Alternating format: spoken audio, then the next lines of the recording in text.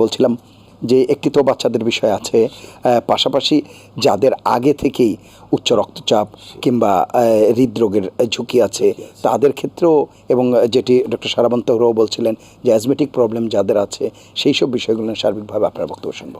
আসলে কয়েকদিন আগেই আমরা পালন করলাম পয়লা নববর্ষ, খুব ঘন ঘটা করে পালন করেছি, সুর তাল লয় সব মিলিয়ে এসো হে বৈশাখ এসো এসো অনেক গান গিয়ে মিষ্টিভাবে এই বৈশাখকে বরণ করেছি। কিন্তু বৈশাখ যে আমাদের এত যাতনা দিবে আমরা কিন্তু ভাবতে পারিনি। আমরা এত মিষ্টিভাবে তাকে বরণ করলাম, কিন্তু সে আমাদের কষ্টের কারণ হয়ে দাঁড়িয়েছে। ভয়ঙ্কর একটা অবস্থা, যে তাপমাত্রা এমন একটা অবস্থানে পৌঁছেছে যে ঘরেও শান্তি নেই, বাইরেও শান্তি নেই। যারা একটু প্রিভিলেজ গ্রুপ এসির নিচে থাকছে, মোটামুটি আরামে থাকছে, কিন্তু লোডশেডিংয়ের জন্য তো অনেক সময় এসি থেকেও তো লাভ নেই। আমি আজকে যখন আসি আমার গুলশান এলাকা পুরো একদম অন্ধকারাচ্ছন্ন, লোডশেডিংয়ে বিপর্যস্ত হয়ে পড়েছিলাম। তো এখন এই অবস্থায় এখন ঝুঁকি কারা বেশি এই হিট স্ট্রোকের ঝুঁকি? আসলে হিট ইনজুরি কিন্তু 3টে স্টেজে হয়: হিট ক্র্যাম্পস, হিট এক্সজশন এবং হিট স্ট্রোক।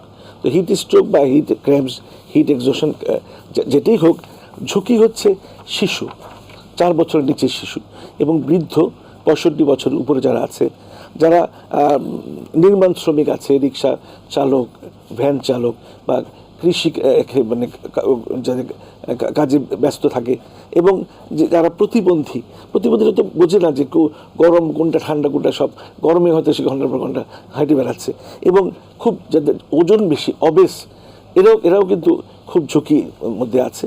এবং যাদের আপনি যেটা বললেন উচ্চ রক্তচাপ বা হৃদরোগ আছে, এই গ্রুপ একটা মধ্যে ঝুঁকিটা খুব বেশি হিট স্ট্রোকের। আসলে হিট ইনজুরি তো অনেকক্ষণ যদি আমরা গরমে থাকি, প্রলম্বিত সময় গরমে থাকি, তখন কিন্তু দেখা যাবে যে প্রথম দিকে কিন্তু হিট ক্র্যাম্পস হয়, অর্থাৎ মাসেলগুলো একেবারে খিঁচুনি দিয়ে দেয়, খুব জ্বর থাকে, কনফিউজ থাকে। এই ধরনের রোগীকে ঘরে নিয়ে এসে ঠান্ডা পরিবেশে রেখে এসি রুমে রাখলে, এরা ঠান্ডা পানি খাওয়ালে এরা আস্তে আস্তে ভালো হয়ে যায়। কিন্তু হিট এক্সজশনে যখন অনেকক্ষণ বেশি থাকছে, হিট এক্সজশন হচ্ছে, দেখা যায় প্রচুর ঘাম হচ্ছে, রোগী কনফিউজ থাকে, রোগী অবস্থা খুব খারাপ হয়ে যায়, পালস একদম কমে যায়, রোগী বেশ ক্ষুধার্ত থাকে। এই অবস্থায় রোগীকে যদি আমরা ঘরে একেবারে শীতল ঘরে নিয়ে আসি, তাপমাত্রা একদম যত কমানো যায় বরফ দিয়ে রাখি, তাহলে কিন্তু রোগীকে বাঁচানো যেতে পারে। কিন্তু হিট স্ট্রোকটা কিন্তু একটা life threatening condition. Heat stroke, গতকাল 11 জন মারা গেছে হিট স্ট্রোকে। তো আরও যেভাবে প্রলম্বিত, আমাদের আবহাওয়াবিদ ডক্টর আব্দুল মান্নান সাহেব বলেন যে এটা অনেক দিন থাকতে পারে। অনেক দিন যদি থাকে এইভাবে, তাহলে মানুষ তো ঘরে বসে থাকবে না, মানুষের কাজের সন্ধানে মানুষকে বেরোতে হবে। রিক্সা চালাবে, ভ্যান চালাবে, যারা কৃষিতে জড়িত তারা খেতে খামারে যাবে। আমি বলি যে অন্তত একটা মাথার ব্যবহার করুন, যাতে সরাসরি মাথার মধ্যে তাপটা না লাগে। কারণ কি, হিট স্ট্রোক যখন হয়, রোগীকে একটা ধারণা থাকতে হবে যে আমার হিট স্ট্রোক হতে যাচ্ছে। ধারণাটা কি, যে ফেইন্টিং, অজ্ঞান হয়ে যাচ্ছে, মাথাটা প্রচণ্ড ব্যথা করছে, আমরা বলি থ্রবিং হেডেক, একেবারে ধপধপ করে ব্যথা করছে মাথাটা, এবং রোগী মানে একদম নেতিয়ে পড়বে, এবং রোগী মনে করবে যে মাথাটা একদম হালকা হয়ে গেছে। সঙ্গে সঙ্গে যদি রোগী প্রকাশ করতে পারে যে আমার এই সমস্যাগুলি হচ্ছে, সঙ্গে সঙ্গে ঘরে নিয়ে আসুন, একদম শীতল বরফ দিয়ে তাকে আবৃত করে ফেলুন, এবং বরফের যে আইস প্যাক তার বগলে, কুচকিতে, তার ঘাড়ে চেপে ধরে রাখুন অনেক, এবং মানে কুল ব্ল্যাঙ্কেট পাওয়া যায়, পেঁচিয়ে ফেলুন, দরকার হলে যে বাথটাবের মধ্যে বরফ দিয়ে তাকে ডুবিয়ে রাখুন। মুখে পানি তো খেতে দিবেন না তখন, কারণ মুখে রোগী গিলতে পারবে না, ফুসফুসে চলে যাবে। যত তাড়াতাড়ি রোগীকে এইভাবে ম্যানেজ করা যায়, রোগীকে কিন্তু, কারণ হিট স্ট্রোক হলে কিন্তু ব্রেইনের মারাত্মক একটা ক্ষতি হয়, এবং রোগী মৃত্যুর কারণ হচ্ছে ব্রেনের যে ক্ষতি, এবং বিভিন্ন অর্গান ফেলিওর হয়। একটা অর্গান ফেলিওর হলে অন্যান্য অর্গানগুলো ফেলিওর হতে থাকে, that is multi organ failure. তাই হিট স্ট্রোককে খুব গুরুত্বের সঙ্গে দেখতে হবে। এবং আমাদের খাদ্যাভ্যাস, আমাদের যেমন অকারণে আমরা মানে গরমে বেরোবো না, রোদ্রে, অন্তত যদি বের হতেই হয় একটা অন্তত মাথায় ছাতা দিয়ে বেরোতে হবে। আমি রিক্সা চালকদের বারবার বলি যে আপনারা একটা মাথার ব্যবহার করেন। আর আরেকটা হচ্ছে, আমি বলি যে যারা যারা কৃষি খেতে মানে কর্মে কাজ করে তারা পানি নিয়ে যান সঙ্গে করে, ওরসেলার নিয়ে যান।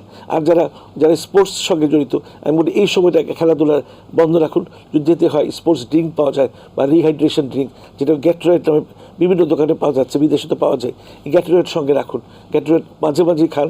তবে চেষ্টা করুন যে এই সমস্যাটা থেকে খেলাধুলা বর্জন করুন, বাইরে যত কম যাওয়া যায়, অর্থাৎ ঘরে থাকুন। তো ঘরেও তো শান্তি নেই, ঘরেও গরম। আমি দেখেছি যে পাশের দেশ কলকাতায় এই সন্ধ্যার পর কিন্তু বেশ ঠান্ডা একটা বাতাস ছাড়ে। এই আমাদের অনেক রাজশাহীর প্রতিনিধি বললেন, চুয়াডাঙ্গার প্রতিনিধি বললেন যে আস্তে আস্তে সব পুকুর ভরাট হয়ে যাচ্ছে, পানি নেই। এই পানি না থাকাতে আমাদের তাপমাত্রা শীতল হচ্ছে না। এক হাতির ঝিল যদি আরও কয়েকটা থাকতো, আমরা বলি যে ঢাকার ফুসফুস, তাহলে কিন্তু অন্তত শান্তি থাকতাম। আর হাই রাইজ বিল্ডিং এমনভাবে হচ্ছে যে তাপমাত্রা মানে মানে চলাচল মানে বায়ু চলাচল খুবই বিঘ্নিত হচ্ছে। এই যে অশুভ নগরায়ন, এটা কিন্তু আমাদের স্বাস্থ্যের জন্য, আমাদের এই যে গ্লোবাল এখন যে ওয়ার্মিং চলছে, আমরা অনেকটা দায়ী, আমরা বেশি দায়ী। যেভাবে আমরা হাই রাইজ বিল্ডিং করছি, এটা আরেকটা বড় ঝুঁকি থাকে। এই গরমে যেইভাবে গরম পড়েছে, একটা ভূমিকম্পের কিন্তু একটা সম্ভাবনা থাকছে।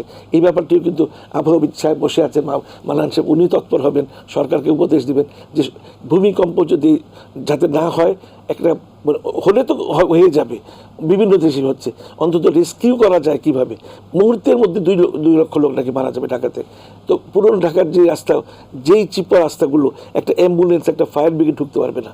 এগুলো এখনই সরকারকে ভাবতে হবে যে জীর্ণ শীর্ণ বিল্ডিং যেগুলো আছে এগুলোকে ভেঙে ফেলে চলাচলের রাস্তা তৈরি করুন। কারণ সামনের এইভাবে যে ধীরে ধীরে, আপনার মনে আছে যে 5-6 বছর আগে ফ্রান্সে প্রচুর লোক হিট স্ট্রোকে মারা গেল।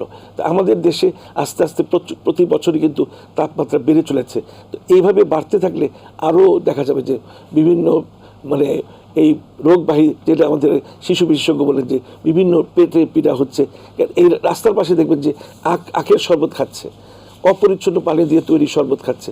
এগুলো উপায় নেই তো মানুষের, উপায় নেই ঠান্ডার জন্য। কিন্তু এগুলি অপরিচ্ছন্ন পানির একদমই খাওয়া যাবে না, পরিচ্ছন্ন পানির কোনো বিকল্প নেই। চেষ্টা করতে হবে যে ঘরে মানে ফুটানো পানি একটা বোতল নিয়ে ঘর থেকে বের হওয়া, বা একটা ওরসেলাইনের বোতল নিয়ে বের হওয়া, বা একটা স্পোর্টস ড্রিঙ্ক নিয়ে বের হওয়া। অর্থাৎ পানি সবসময় রাখতে হবে। আর ডাবের কথা আমরা বারবার বলাতে ডাবের দামও বেড়ে গেছে এখন। সেই মানে এই আর পেট যাতে ঠিক থাকে, পেটে তো অনেক সমস্যা হয় এই গরমে, সহজ পাচ্য খাবার খেতে হবে। এই তথাকথিত কাচ্চি বিরিয়ানি, কাবাব, এগুলো বর্জন করে খুব সহজ পাচ্য খাবার খেতে হবে। যাতে আমি বলি ডাবের পানি খেতে বলি, শশা খেতে বলি, তারপর তরমুজ খেতে বলি, ইয়োগার্ট খেতে বলি। এইসব খুব সহজে হজম হয়, এই ধরনের খাবার খেতে হবে।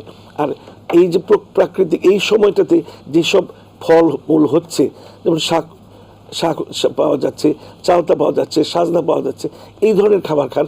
কারণ আল্লাহ ন্যাচারাল কিছু অ্যান্টিডোট দিয়ে দিয়েছেন এই বিভিন্ন রকমের শাকসবজিতে, ফলমূলে। এগুলো খেতে হবে। অর্থাৎ সচেতনতার বিকল্প নেই, এবং অপরিচ্ছন্ন পানি একেবারে বর্জন করতে হবে, পরিচ্ছন্ন পানির কোনো বিকল্প নেই। অসংখ্য ধন্যবাদ।